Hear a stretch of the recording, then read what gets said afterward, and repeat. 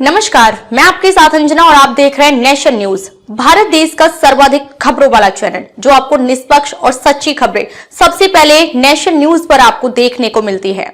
आइए बढ़ते हैं आज की बड़ी खबर की ओर। मानवाधिकार पर आई अमेरिकी रिपोर्ट को भारत ने बताया फर्जी, सुनाई खरी खरी, बांग्लादेश को भी दिखाया आईना।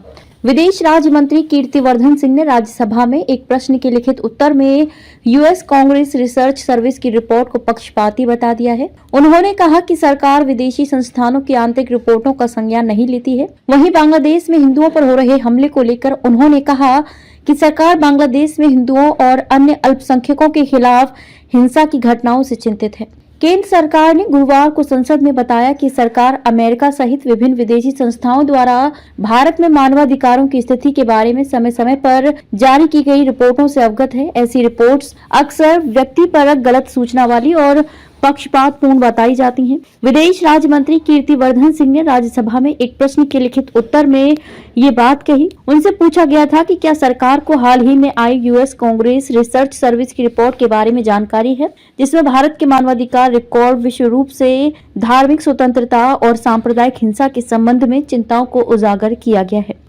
रिपोर्ट को बताया पक्षपातपूर्ण। इसके जवाब में केंद्रीय मंत्री ने कहा कि ऐसी रिपोर्टें अक्सर गलत सूचना वाली और पक्षपातपूर्ण होती हैं। सरकार विदेशी संस्थानों की आंतरिक रिपोर्टों का संज्ञान नहीं लेती है।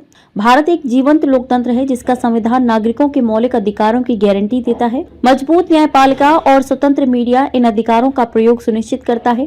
कीर्तिवर्धन सिंह ने कहा कि सरकार बांग्लादेश में हिंदुओं और अन्य अल्पसंख्यकों के खिलाफ हिंसा की घटनाओं से चिंतित है। ये बांग्लादेश की अंतरिम सरकार की प्राथमिक जिम्मेदारी है कि वह हिंदुओं और अन्य अल्पसंख्यकों के जीवन और स्वतंत्रता की रक्षा करे।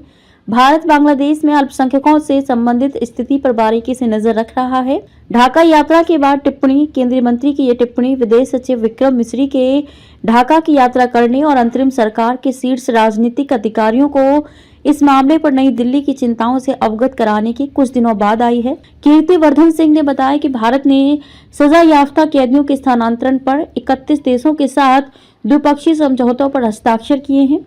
इसके तहत विदेश की जेलों में बंद भारतीय कैदियों को उनकी सजा की शेष अवधि काटने के लिए भारत में स्थानांतरित किया जा सकता है। इसी तरह भाजपा की जेलों में बंद विदेशी कैदियों को उनके देश भेजा जा सकता है। विदेश में भारतीयों को मिल रही मदद। उन्होंने कहा कि सरकार विदेशी जेलों में बंद भारतीयों सहित विदेश में भारतीयों की सुरक्षा और कल्याण को उच्च प्राथमिकता देती है। सजा याफ्ता कैदियों के स्थानांतरण पर भारत ने जिन देशों के साथ समझौते किए हैं, उनमें ऑस्ट्रेलिया, बहरीन, बांग्लादेश, कंबोडिया, मिस्र, फ्रांस, ईरान, मालदीव, मॉरिशस, रूस, सऊदी अरब, संयुक्त अरब अमीरात और ब्रिटेन शामिल हैं। केंद्रीय आवास एवं शहरी कार्य मंत्री मनोहर लाल ने बताया है कि भारत में जल्द ही दुनिया का दूसरा सबसे बड़ा मेट्रो नेटवर्क हो जाएगा। देश में इस समय 997 किलोमीटर मेट्रो रेल निर्माणाधीन है और ये जानकारी गुरुवार को एक बयान में दी गई। बयान के अनुसार मनोहर लाल ने बुधवार को आवास एवं शहरी कार्य मंत्रालय से संबंधित संसद की सलाहकार समिति के सदस्यों को संबोधित किया।